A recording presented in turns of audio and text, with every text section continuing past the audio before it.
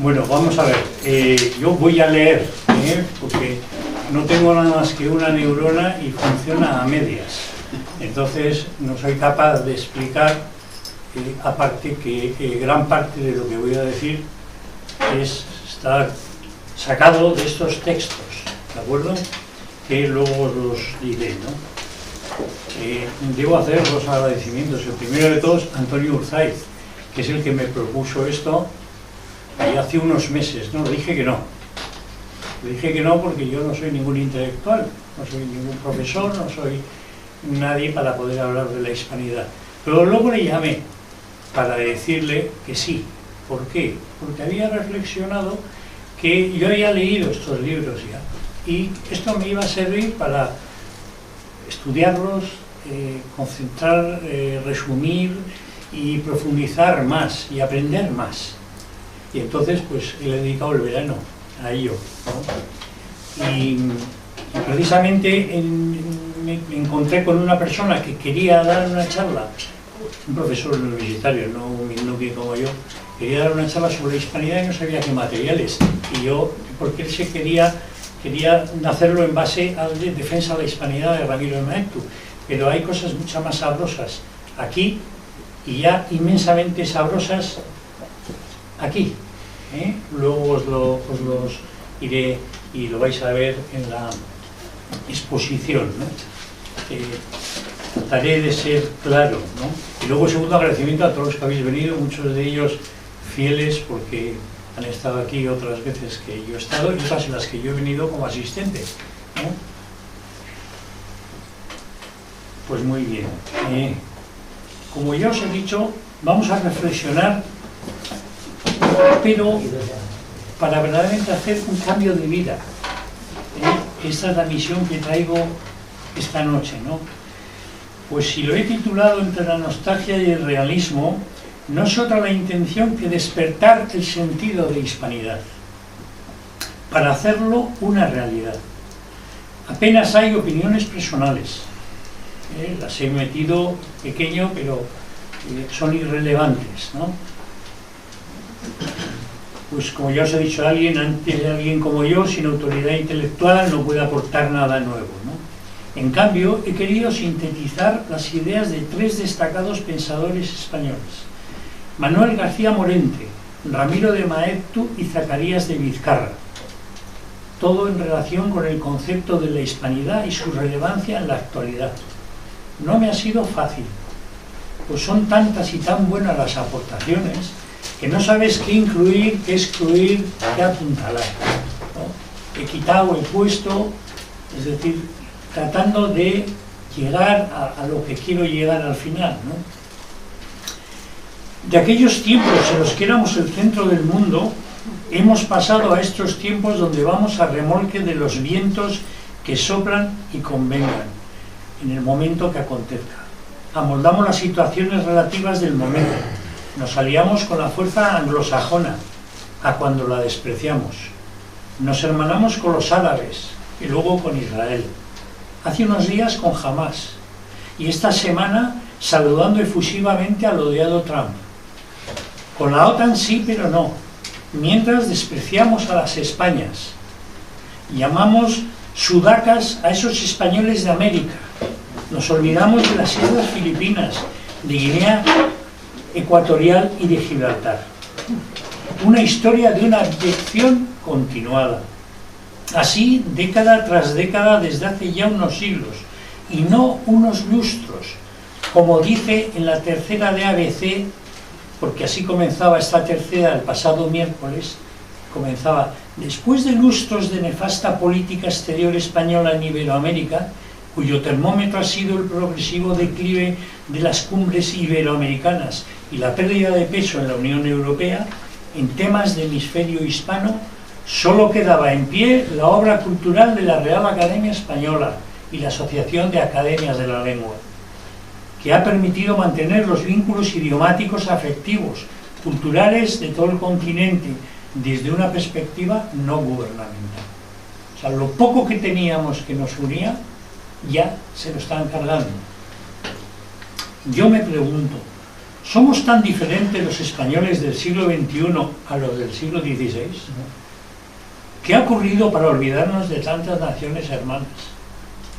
De aquellos españoles que vivían los más pensando en la salvación y otros además a conquistar almas a Cristo o para Cristo. Hemos pasado a secularizarnos casi del todo, a estar sometidos al mundo por medio de la Unión Europea y la OTAN, y de paso a Marruecos. Además, hemos dado en denominar a las Españas de América con el falaz término de Latinoamérica, y lo que no sé si es peor, pues comercial y eclesiásticamente lo llaman LATAM. Leí hace unos días que Colón no había sido capaz de convencer al rey de Portugal con argumentos económico-comerciales, y que antes de presentarse a la reina Isabel de Castilla, ahora en proceso de beatificación, recordadme que os reparta unas estampitas de la beatificación de la reina Isabel, que las he traído. Un monje le sugirió a la reina, a Colón, un monje le sugirió a Colón la idea de ofrecerle a Isabel la posibilidad de conquistar más almas para Cristo. Acertó en su manera de seducir a la reina, pues esta fue la idea motriz de la conquista: conquistar almas para Cristo, salvar almas. ¿Qué diferencia con las ideas cortoplacistas y mercantilistas de ahora? Pero no nos olvidemos que puede ser que nosotros, todos nosotros, también seamos utilitaristas. Pensémoslo. Como hemos podido comprobar a lo largo de estos 500 años, estas últimas ideas mundanas fueron las de aquellos que llegaron a posteriori, para ser ahora los que manejan el mundo, imponiendo su método que enorgullece a algunos y que menosprecian, por el contrario, esta labor trascendental. Por eso es por lo que estamos aquí, para reflexionar juntos, no con nostalgia, sino con realismo, siendo conscientes de lo que hay, pero también esperanzados en cambiar lo que podemos. Nada cambiará si no somos nosotros los primeros que cambiemos, y aún así no será fácil, pero no debemos cejar en el empeño. Leí hace unos días, con motivo del fallecimiento del profesor Dalmacio Negro, que éste decía que la motivación que tiene a nuestra civilización al borde de la autodestrucción es la pérdida del sentido religioso del pueblo, influido por oligarquías abiertamente anticristianas, que han dejado a Occidente a merced de un proceso descivilizatorio, sin parangón en la historia. Podremos ver a lo largo de los próximos minutos cuánta razón tenía don Dalmacio. Veamos ahora brevemente los conceptos y denominaciones que se manejan en torno a la hispanidad, pues no olvidemos que la terminología encierra definición, y cuando los términos se confunden, se nubla y se emborrona la realidad, intencionadamente o no. Hispanoamérica o América Hispana, mal llamada Latinoamérica, que engloba las naciones al sur del Río Grande hasta la Tierra del Fuego. Latinoamérica, el falaz término, así como el de América Latina, son términos deliberados, tendenciosos, que dominan actualmente. Son falaces. Supuesto que los españoles seamos latinos, nuestra lengua lo es, pero nadie con criterio y con inteligencia se atrevería a decir que nuestra latinidad ha sido clave en América. ¿Qué podríamos decir del Canadá francófono o de la Florida? Iberoamérica. Quiero incluir las palabras de Julián Marías a este respecto, pues dice no incluir más a Portugal que el nombre de Hispania, y recuerda el a Camões, precisamente que para cantar las glorias de los portugueses los llamaban uma gente fortísima de España. El propio Camões. Las Españas, término de gran fuerza, pues nos indica estar en España, sí, pero en otra, que siendo la misma, no está en el mismo país, que no es el tuyo, pero no eres extranjero. Hispanidad es el término que mejor define y engloba la obra de España. Término acuñado por el obispo Zacarías de Vizcarra en su obra La vocación de América, escrito en torno a 1920, que dio la base para que Ramiro de Maeztu pudiese desarrollar su famosa defensa de la hispanidad, año 32-33. Básicamente, y de esto hablaremos, hispanidad es cristiandad en las Españas, las de América, las de África, las de Europa y las de Asia. Hispánicos son todos los pueblos que deben la civilización o el ser a los pueblos hispanos de la península. Hispanidad es el concepto que abarca a todos, en palabras de Ramiro de Maeztu. He de decir que para profundizar en esta idea hay que leer por este orden: Zacarías de Vizcarra, Ramiro de Maeztu y Manuel García Morente. Sin olvidar a Julián Marías, que mostraba escasa simpatía por el término hispanidad, aunque sus reflexiones sobre Hispanoamérica son interesantes e incluso simpáticas. No hacemos sino oír con reiteración que los valores de Europa son Grecia, Roma y la fe de Cristo resucitado. Pero ¿eso es verdad? Es cierto que el trilema revolucionario de liberté, égalité y fraternité es cristiano, pero no es cristiano lo que ha producido, ya que ha puesto en valor no estos conceptos como guía, sino que el fin en sí mismo es la propia democracia liberal y el trilema es el lacito que lo decora. Bueno, ¿y qué tiene que ver todo esto con la hispanidad? Pues sencillamente que, dejándonos llevar por el relativismo, como bien nos han insistido los papas, que no es otra cosa que el utilitarismo y el consumismo, la inmediatez y el mercantilismo, hemos olvidado que a la reina Isabel solo le orientaba la salvación de las almas. Eso es hispanidad. Quiero recordar las palabras de León XIII en su epístola a los obispos de España, Italia y de América, con motivo del 4º centenario del descubrimiento, y nos dice: para que se celebren las solemnidades colombinas de una manera digna y ajustada a su verdadero carácter, la pompa de las fiestas civiles ha de ir acompañado de la santidad de su carácter religioso, vinculando de esta manera el sentido cristiano del descubrimiento. Son palabras de Zacarías de Vizcarra, insisto que mío hay poco. Consta por la historia que tanto Colón como los capitanes y tripulantes de su flota iban convencidos de ser una verdadera cruzada para dilatar la cristiandad. De hecho, sus banderas ostentaban cruces verdes con fondo blanco, como señal de esperanza en engrandecer el imperio de la cruz. Las hazañas llevadas a cabo en el Nuevo Mundo durante la primera centuria por sus descubridores, colonizadores y evangelizadores no admite comparación con nada de lo que ha hecho la humanidad en todos los siglos de su existencia. Por ello, a nadie extraña que León XIII, en el mismo documento citado anteriormente, dijese: ese hecho, considerado en sí mismo, es el más grande y hermoso que edad alguna vio jamás llevado a cabo por los hombres. Centenares de millares de mortales surgieron del olvido y de las tinieblas en que yacían y fueron restituidos a la común sociedad del género humano, convertidos de la barbarie a la suavidad de costumbres y a la vida civilizada, y lo que vale incomparablemente más, transportados del camino de perdición al de la vida eterna. La unidad de miras y la comunidad de acción evangélica entre la Iglesia y el Estado católico hizo posible aquello, con los escasos medios de la época. Uno queda estupefacto al saber, por ejemplo, que a los 15 años de la conquista de México, el obispo Fray Juan de Zumárraga había instruido en la fe y bautizado ya a más de 6 millones de indígenas. Esto está documentado. Los biógrafos del padre Anchieta cuentan que él solo durante su vida bautizó a más de 2 millones de indios, y que además pasaron más de 1000 los templos, escuelas y hospitales que se levantaron por su iniciativa en el Brasil.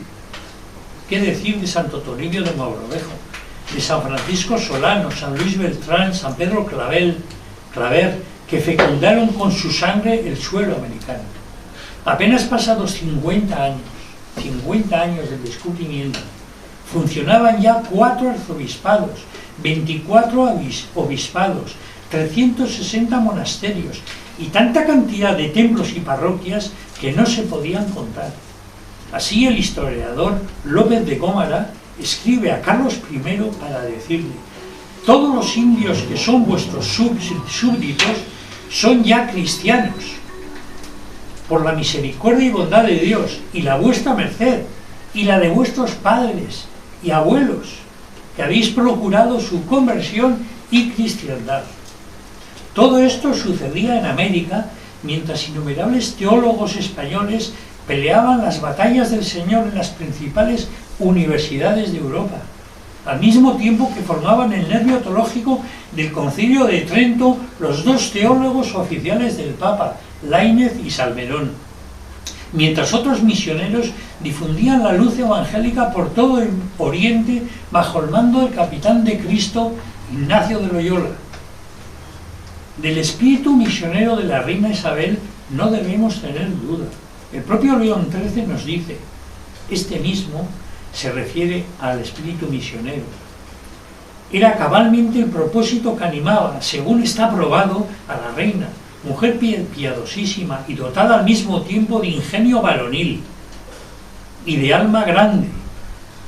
Al volver Colón de su segundo viaje, le escribió la reina a Colón: habían sido muy bien empleados los gastos que ella había hecho en las 2 expediciones a las Indias y las que haría en adelante, porque todo ello había de redundar en aumento de la religión católica.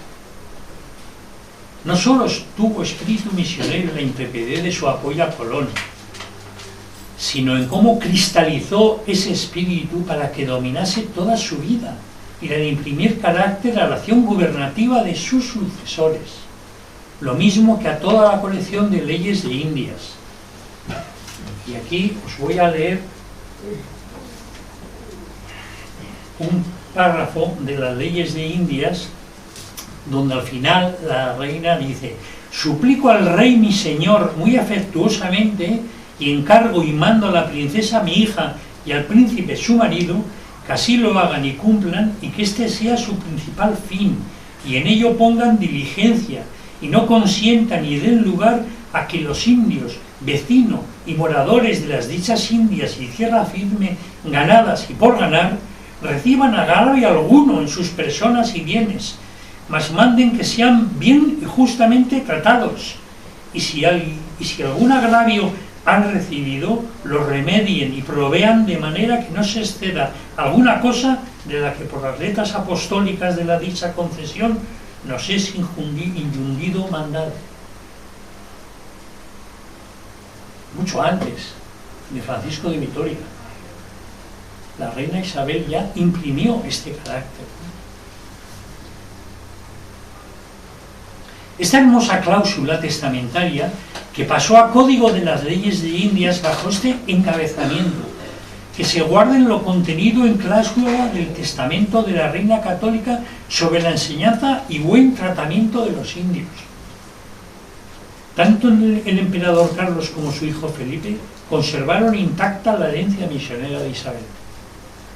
Es impresionante ver hasta qué punto bajaba el código de leyes indias referentes al éxito de la obra evangelizadora. Pues no solo los sacerdotes, sino todos los colonos y soldados debían estar dispuestos a catequizar indios para su civilización y elevación a la misma altura social de los españoles, adoptando un sistema de igualdad y fraternidad como hijos del mismo Padre, sin el trilema de liberté, egalité y fraternité. También vemos las leyes promulgadas por Carlos I y ratificadas por Felipe II, en las que manda denunciar los abusos que se cometen con los indios. Es más, llega a promulgar Felipe II que se trate mejor a los indios que a los mismos españoles de origen. Y así está aquí indicado: ordenamos y mandamos que sean castigados con mayor rigor los españoles que injurien o ofendieren o maltrataren a indios, que si los mismos delitos se cometieran entre españoles, y los declaramos por delitos públicos. Así como la promoción a los gobiernos municipales.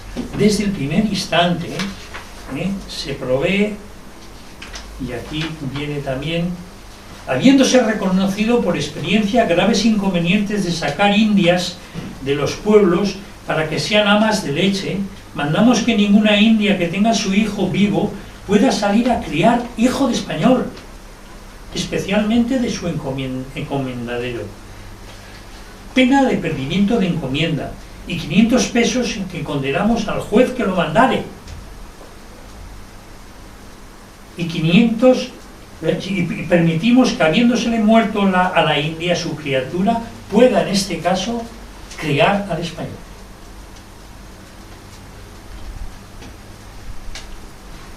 En palabras del conquistador Alonso de Ojeda, que insistía en sus textos que los españoles jamás nos hemos creído nunca un pueblo superior, ni a ninguno tuvimos por inferior, añadiéndoles: Dios nuestro Señor, que es único y eterno, creó el cielo y la tierra, y un hombre y una mujer, los cuales descendemos, vosotros y yo, y todos los hombres que han sido y serán, descendemos. Bueno, pues son estas referencias las que nos hacen ver que ese proceso de conquistar fue una evangelización y cuyo fin primordial era cristianizar. Es por ello que a este conjunto de naciones la llamamos hispanidad en el sentido de cristiandad, pues ese fue su sentido. Gran acierto de Zacarías de Vizcarra de acuñar dicho nombre, que también desarrollará más tarde Ramiro de Maeztu. Aunque don Marcelino Menéndez y Pelayo ya había fallecido cuando Zacarías de Vizcarra acuñó el término, bien se me antoja que lo hubiese alabado, pues ya su famoso epílogo no era sino una glosa a ese espíritu hispánico, que ahora gusto en repetir aquella parte que decía: Dios nos conservó la victoria y premió el esfuerzo perseverante, dándonos el destino más alto entre todos los destinos de la historia humana, el de completar el planeta, el de borrar los antiguos linderos del mundo. Dichosa edad aquella de prestigios y maravillas, edad de juventud y de robusta vida. España era o se creía el pueblo de Dios, y cada español, cual otro Josué, sentía en su fe y aliento bastante para derrocar los muros al son de las trompetas, o para atajar al sol en su carrera. Nada parecía ni resultaba imposible. La fe de aquellos hombres, que parecían guarnecidos de triple lámina de bronce, era la fe que mueve de su lugar las montañas y salvar la Europa occidental del segundo y postrer amago del islamismo, el romper las huestes luteranas en las marismas bátavas con la espada en la boca y el agua a la cintura, y el entregar a la Iglesia romana 100 pueblos por cada uno que le arrebataba la herejía. España, evangelizadora de la mitad del orbe, España, martillo de herejes, luz de Trento, espada de Roma, cuna de San Ignacio. Esta es nuestra grandeza y nuestra unidad, no tenemos otra. El día que acabe de perderse, España volverá al cantonalismo de los arébacos y de los reyes de taifas. Es Ramiro de Maeztu quien recuerda en su libro Defensa de la Hispanidad que decía de Zacarías de Vizcarra: el 12 de octubre, mal titulado Día de la Raza, así se tituló hasta la edición de este libro. Este libro se editó como consecuencia de ese cambio de día comparable a la suya. Pero distintas coyunturas a lo largo del siglo XVIII, como nos dice Ramiro de Maeztu, Manuel García Morente diría más adelante que esto se debe a los siglos XVII y XVIII. Es un poco rebuscado y no lo he incluido. Y se refiere a que en el siglo XVIII, fascinados por el fasto y las plumas versallescas, el pujante comercio de Inglaterra y Holanda, mientras nos avergonzábamos de nuestra pobreza, nos olvidábamos de que habíamos realizado y continuábamos actualizando un ideal de civilización muy superior a ningún empeño de las naciones que admirábamos. Y como entonces no nos habíamos hecho cargo, ni ahora tampoco, de que el primer deber del patriotismo es la defensa de los valores patrios, legítimos, contra todo lo que tienda a despreciarlos, venida por la superstición de lo extranjero. Insistía Maeztu que esa desmoralización por la envidia a lo extranjero nos impidió ver que la pérdida de la tradición implicaba la disolución del imperio. Por ello, la separación de las Españas, la disolución del imperio y la separación de las Españas.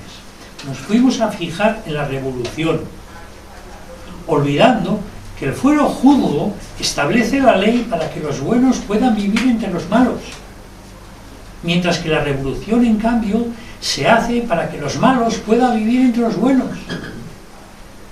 ¿Cuáles son esos viejos valores patrios legítimos que reivindica Maeztu? Estos valores que hoy nos hagan trabajar con ellos y por ellos, para ser una realidad de la hispanidad. Los basa Ramiro en el humanismo español, que es una fe profunda en la igualdad esencial de los hombres. Ese humanismo es de origen religioso, es la doctrina que enseña la Iglesia Católica, no la de los naturalistas, que enseñan la igualdad de los cuerpos, mientras nosotros creemos en la igualdad esencial de las almas. Creo yo que Manuel García Morente nos aclara más y mejor aún esta clave. Decía él: en las montañas de Asturias se salvó la cristiandad, que con ella la esencia de la cultura europea. Mas he aquí, entonces, a España, constreñida durante 8 siglos a montar la guardia en el baluarte de Europa, para permitir que el resto de los países europeos vaquen en paz y tranquilidad a sus menesteres interiores. España, a quien la providencia confirió la misión de salvar la cultura cristiana europea, asume su destino con plenitud cristiana de valor y humildad.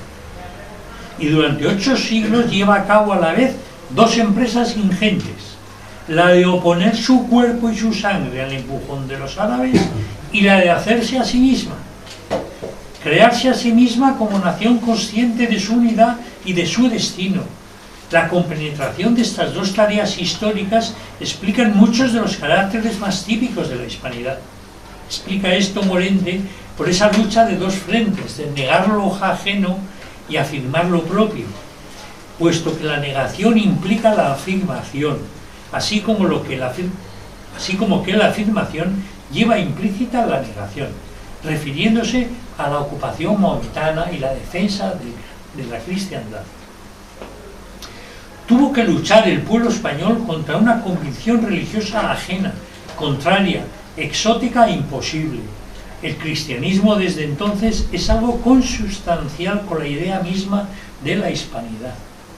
Continúa Manuel García Morente que si la historia de España engendra la hispanidad, no es menos cierto que la hispanidad engendra la historia de España, siendo esta un ejemplo de ascetismo histórico donde un pueblo hace lo que hace porque es quien es y para ser quien es. Frente a los que consideran que la esencia de la nacionalidad es la raza, el idioma, la sangre o un territorio, es decir, lo naturalista, frente a lo espiritualista. Ni la raza, ni la sangre, ni el territorio, ni el idioma bastan para dilucidar el ser de una nación. Estas son cosas que pertenecen a la naturaleza. La nación no es una cosa, sino algo superior a toda comprensión natural. No es pues el acto de adherir, sino aquello a lo que nos adherimos, siendo una nación un estilo de vida colectivo, el estilo de Bourgoin el Bueno y el general Moscardó, Numancia y el Alcázar de Toledo, el de un griego que llega a España, el Greco y la mística de San Juan de la Cruz, Velázquez o Santa Teresa, el Escorial o los cuadros de Goya, Felipe II o San Ignacio, en fin, la conquista de México o nuestras artes, nuestras iglesias. Eso es el sentido de la nación española, puesto que España es un estilo de vida que muestra nuestra personalidad. Por ello, perpetuar el estilo nacional es la condición primaria y fundamental para la existencia de una nación. Y la tradición es la transmisión del estilo nacional de una generación a otra. Continúa Morente diciendo que la tradición no es la perpetuación del pasado, sino la transmisión del estilo nacional, haciendo todas las cosas nuevas que sean necesarias, convenientes, útiles, pero con el viejo y secular estilo de la nación, de la hispanidad eterna. Esa es la consustancialidad entre la patria y la religión. Para los españoles no ha habido diferencias. Servir a Dios es servir a España. Servir a España es servir a Dios. El hombre hispánico, el caballero español, es la esencia de la hispanidad, pues confiere a la vida un sentido trascendente que no es otro que la salvación del alma, la propia y la ajena. Por eso, al parecer de Morente, el símbolo plástico más adecuado para representar la índole íntima del hombre hispánico es la figura del caballero cristiano, que expresa las virtudes guerreras del caballero, paladín de las causas grandes, defensor del bien, luchador contra el mal, magnánimo frente a la mezquindad, valeroso, resuelto, sufrido, sobrio, asceta, y así, en efecto, la caballerosidad del alma hispánica. En definitiva, continuando con Morente, ser consecuente, que es el ideal que acaricia al español siempre en el fondo de su alma. Este ideal se ofrece en dos formas principales: mantener a lo largo de su vida la adhesión de todo su ser a la doctrina y al jefe que la representa. Segundo, procurar en todos los momentos de su existencia realizar la mayor adecuación entre la vida personal y la de la doctrina. Pues la religión católica constituye el estilo, el alma misma de la hispanidad. Ser hispánico es ser cristiano. Y justamente la religión es lo que más íntimamente puede apretar nuestra unión con las naciones hispánicas. Cualquier otra base de unión que no sea la religiosa corre el peligro de derivar hacia formas accidentales o periféricas, en las que la divergencia puede acaso más que la convergencia. El caballero cristiano es por esencia paladín de la Iglesia. Ser fiel a este destino que Dios le ha impuesto en la historia universal es el deber supremo de su lealtad para consigo mismo y para con Dios. La expansión de la hispanidad tiene dos caracteres claros: su popularidad y la religiosidad. La emigración a América y a las Indias no fue organizada desde arriba, fue un espontáneo impulso del pueblo que los gobiernos protegieron, más bien de manera moderada que estimulante. Este carácter explica los comportamientos de entonces y durante la independencia, porque aquellos pobladores mantuvieron una relación con la metrópoli muy distinta a la que mantuvieron los colonos ingleses, holandeses o franceses con sus gobiernos, fundamentalmente por el reconocimiento a la vida propia, pues no eran colonos, eran españoles. No se habían fundado por intereses mercantiles ni estratégicos, eran simplemente brotes de vida hispánica que se trasplantaron a América. No fueron a comerciar ni a vigilar mares, sino a vivir, simple y absolutamente a vivir. Para ellos ser era ser cristiano, para ellos organizar una vida era organizar un foco de cristiandad. Los pobladores que fueron allá iban pues a cristianizar. Jamás faltaba el sacerdote, el religioso, el misionero en aquellos grupos. Es por eso que sabemos que la misión que dio Dios a la hispanidad en la economía del mundo es nada menos que la defensa de la fe cristiana. Por eso dice Morente que el símbolo plástico más adecuado para representar la índole íntima del hombre hispánico es la figura del caballero cristiano, el dinamismo ascético que constituye el fondo más auténtico del alma hispánica. Se expresa admirablemente en las virtudes guerreras del caballero, paladín de las causas grandes, defensor del bien, develador del mal, magnánimo frente a la mezquindad, porque no vive para sí, sino para la bienaventuranza de los otros hombres. Y así es, en efecto, el caballero cristiano de alma hispánica: servicio a la eternidad en lo temporal, servicio al espíritu en la materia, reducción de la vida efímera a la vida eterna. Para el hombre hispánico, el fin de la vida, la gloria eterna, no es el puerto de la salvación en que la vida terrenal desemboca, sino el punto sobrenatural del cual está colgada la vida por infinitos hilos que unen cada momento fugaz con la realidad trascendente del fin eterno. Ya voy acabando, y quisiera que pensarais con relación a unas palabras de Dalmacio Negro que creo que son oportunas para lo que vamos a concluir. La Iglesia tiene como misión mantener un contramundo en el mundo, o expresado en términos bíblicos, ser la luz del mundo. Es imprescindible volver a la tradición de la libertad del gobierno, a la tradición de la libertad del gobierno limitado, en la que el derecho natural y los poderes intermedios frenen el carácter expansivo del poder. La situación requiere, en definitiva, un renacimiento espiritual del pueblo y de una iglesia despierta, que se aleje de las religiones seculares y que sea fuente de verdad frente al modelo ideológico de pensar. ¿No creéis que tenemos tarea por delante? En lugar de lamentarnos por la pérdida de identidad hispánica, deberíamos leer a Zacarías de Vizcarra, a Ramiro de Maeztu y a Manuel García Moreno, y convertirnos en caballeros cristianos hispánicos, transmitirlo a nuestros hijos, que lo mamaran al vernos vivirlo, y unirnos a otras familias, formando así una familia hispánica de familias.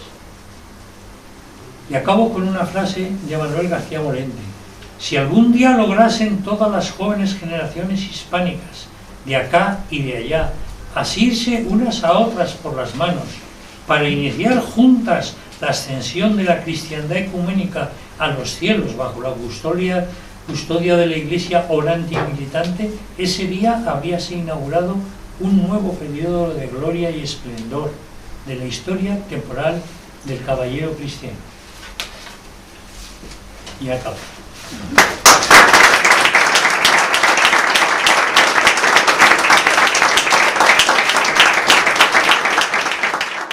Quería pedir, no he tenido tiempo porque he tenido unos días muy complicados. Quería haber preparado una estampita con los misterios del Rosario y las letanías, donde llevo fomentando desde hace ya un tiempo que se rece por la reina de la hispanidad, después de reina de la familia y antes de reina de la paz, por la reina de la hispanidad. ¿De acuerdo? Y luego tengo las estampas para repartiros ahora todos los que queráis. Las voy a dejar aquí encima, pero por favor, no cojáis para toda la familia.